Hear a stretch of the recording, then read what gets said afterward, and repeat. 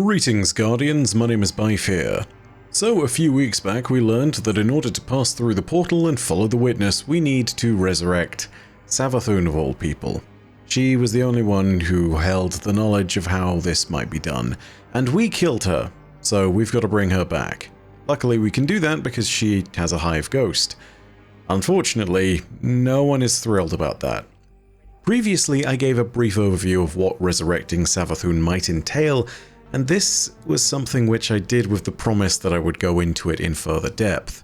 This video is that promise of further depth. Needless to say, if we're going to explore an entire season around this topic, we want to understand all the minutiae and really get to grips with it. So yeah, let's talk about what it takes to resurrect a Guardian, and more specifically, why the Witch Queen might be a little bit different. We'll also be going through an account of what happened to the Witch Queen's corpse since the time of the Witch Queen campaign, and we'll talk about a few other bits and pieces here and there. So if we really want to talk about this topic, we should absolutely start with the little idea of how resurrection in Destiny terms works. We've all seen it happen plenty of times, we've all died in Destiny before, but there are a few odd little rules that govern how the process really works. The simplest of those is that you can't be rezzed in a zone of overwhelming darkness, literally called a darkness zone. This is where your fire team needs to come in and assist the process, and even this isn't guaranteed to work. Take a look, for example, at a raid encounter when you run out of tokens, or perhaps at a GM Nightfall where you have a limited number of revives. This is an example of how a darkness zone suppresses the light of a Guardian and their ghost.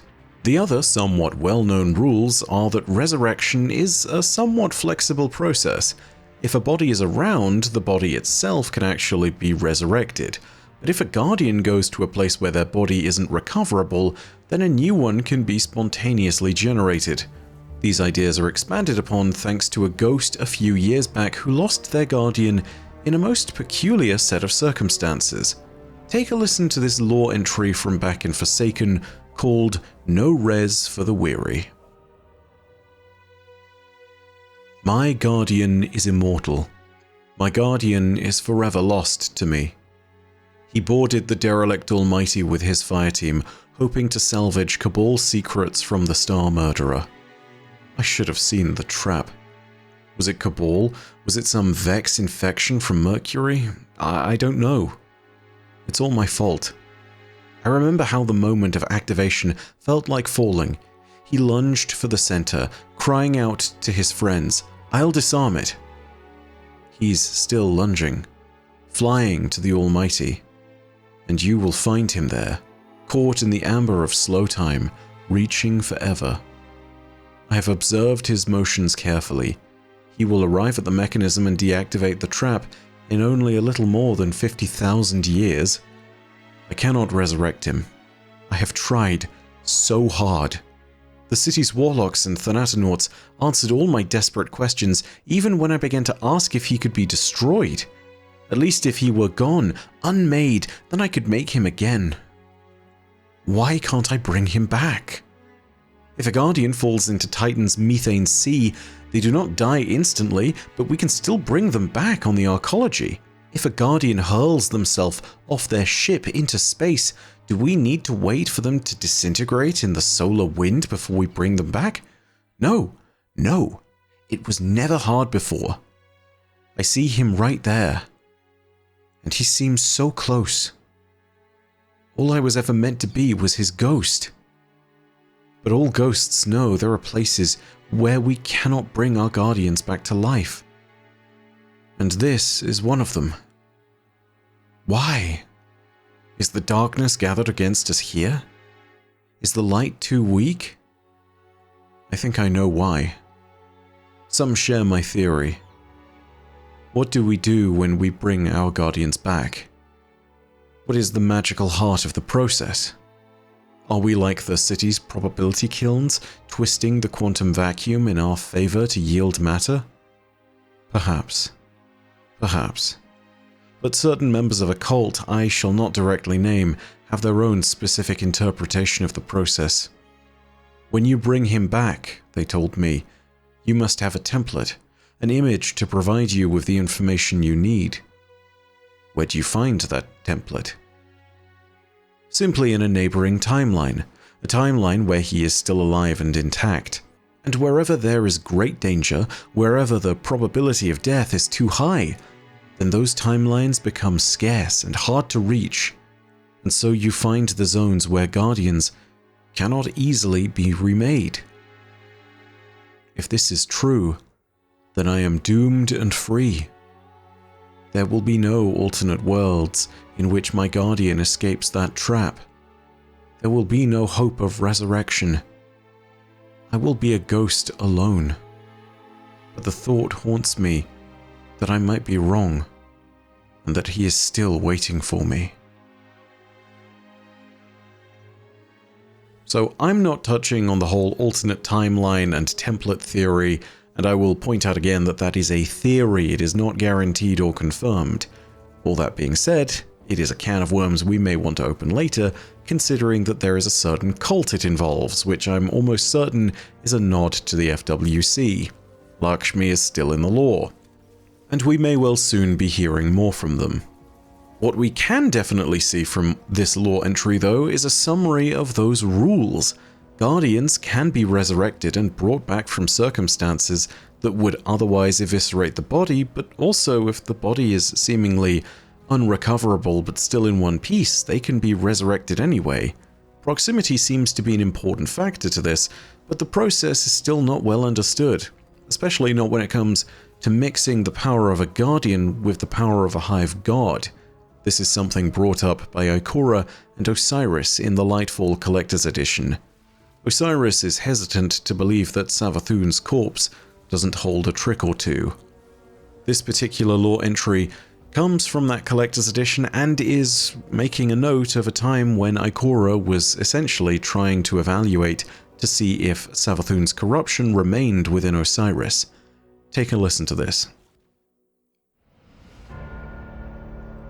Transcript abbreviated slightly. We spoke delicately of tactical matters for a few minutes, but did not approach the emotional issues after a certain point. Osiris's mind is as sharp as ever, and when we are not speaking close to the heart, he is analytical, if leaning to the pessimistic. Transcript of conversation. I assume you must have come to some conclusion then. What makes you say that? You would not have returned her to me if you doubted your course. No, I wouldn't have. I might have hoped your caution would outlast your emotion. The judgment call is still mine. In truth, it is highly improbable that Savathun would repeat the same trick twice. And besides that, she is dead. Is she truly? I was told she had a ghost. Imaru. Yes. He yet survives. But we have sequestered Savathun's body securely, and my hidden scraped the area for errant genetic material. That's no guarantee. This tactic worked in the Dark Age. It seems to hold. We have seen no evidence of a resurgence. I wouldn't be so sure. She's managed greater deceptions. The ghosts also don't think it's possible, with the precautions we've taken. A disintegration might be catastrophic to the cause, but keeping the body intact and inaccessible seems to work. The Dark Age was a long time ago now. Who knows what innovations the Hive have brought to the ghosts? They are still ghosts. Are they? While we may distinguish between Lightbearers and Guardians, there is no equivalent for ghosts, and a difference in nomenclature would hardly make much change to their capabilities. We must be prepared for a ploy we cannot see. Ikora, where does this confidence come from when the Queen of Lies is the opponent? We do have an informant when it comes to the Hive, a conscientious objector. While for obvious reasons I can't say more, we are not so directly inhibited when it comes to matters of the Lucent Hive's capabilities. Tell me when you are able. For context, the beginning of this conversation might confuse some of you. This is after Savathun has released her grasp on Osiris, after he woke up. in the Season of the Seraph, or at the very end of the Season of the Plunder, and this is also very close to the moment when Ikora returned Sagira's shell to him. Dark Age techniques are mentioned in here, Dark Age techniques that allow you to sequester a body and any of its errant genetic material away from a ghost. This stops the ghost from having something to revive. Dark Age techniques or not, there can be no doubt that holding this body securely is not actually so secure. It is in fact dangerous no matter what happens. The tricks of the Dark Age might have been useful in the day and age when guardians and ghosts were still starting to find their feet and learn their powers, but this is now a whole new ballgame. Not only is Savathun potentially different from a mundane guardian, but she also is known for her traps and deceptions. There is no way of telling if the body has tricks or traps to it. Lord Saladin says as much in his commentary via the Deep Dive activity. Take a listen to these two snippets. Do you really think Asa would lead us into a trap after all this? Not on purpose, but we're nearing an end. This is when we have to be at our most cautious. One false step is all it takes. We die fighting, or survive the end to lay down our arms and become something else. Those are the only two options I can see. We're making good time heading into this first descent. You know, given everything I've read about the Hive factions eating each other alive, this makes sense. Pitting our enemies against each other is always a viable battle plan, but since Savathun's death, we haven't seen the usual power vacuum. I have a hard time believing the Witch Queen's corpse retains enough power to do much of anything beyond being a trap. I think this is the most insidious thing about Savathun.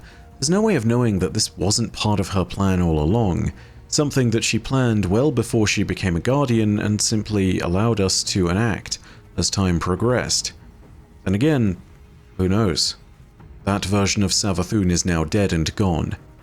There is no easy guarantee that what we've done to prevent Imaru from reaching his master will work either, and there's no guarantee that any attempt to resurrect Savathun wouldn't just be a trap either.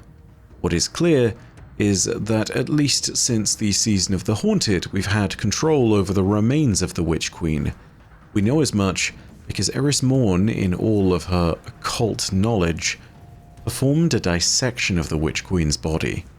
Take a listen to this moment as described in the Eidolon Pursuant armor set from the Season of the Haunted. It's quite grueling. Savathun is rigid and lifeless beneath the edge of Eris's scalpel as it begins a Y incision. With each careful removal of a chitin plate, she expects the Witch Queen's muscles to shudder, her eyes to roll open, her claws to cleave Eris in twain as retaliation. Rigid, lifeless, nothing to fear. Below the skull, protected by plated scale and fraying hive enchantment, Eris sees the symbol of the Witch Queen. She peels back muscle and shaves away surrounding tissue for a clearer view of the fading mark etched into Savathun's encephalon organ with Soulfire script. Only then does she see the embellishments adorning the mask. They bring to mind the runic symbols carved into the Crown of Sorrow. She catalogues the embellishments on a datapad, noting the similarities before continuing her examination, confident in her initial findings regarding a link to the crown. A link to the crown. A lock many have tried to pick. Now Eris holds the key from the mind of Savathun herself. Whilst this key that Eris took proved essential to her control over the Crown of Sorrow, it also is yet more evidence that Savathun is a more complex being than we might have ever anticipated. Even buried within Savathun's remains, there are secrets to be discovered that have only been discovered because chitin plating and armor and bone and skin practically at that point has been removed. Eris was doing a full dissection, literally cutting the Witch Queen in half. Even with Savathun's buried remains, there are secrets to be discovered, not least of which are secrets that are probably too dangerous for any one person to have to handle. If we do need to reach out to Amaru and try and resurrect the Witch Queen, because of factors like this, we need to be incredibly careful. We have no way of knowing if we're walking into another of her schemes. We have no way of knowing if this is a trap, but we do at least have a few advantages. What we do know is that the Witness is certainly not her friend, and that Savathun knows this, and now knows what the Witness did to betray her and her people. She will know what happened to her sister and brother. She will know that we couldn't do enough to protect the Traveler. If we need to have her on our side, at least as the enemy of our enemy, then this may be the best chance we get. But that's all from me for now. Thank you very much, and I hope you enjoyed the video. If you did, go ahead and leave a like, and of course leave your own thoughts in the comments section down below. If you want more Destiny lore content, go ahead and hit subscribe and the bell next to subscribe to turn on those email notifications. But, as per usual, know that your viewership as always is quite enough for me, and that in the meantime, my name is Bife. Rhodacia ad Astra. I'll see you, Starside.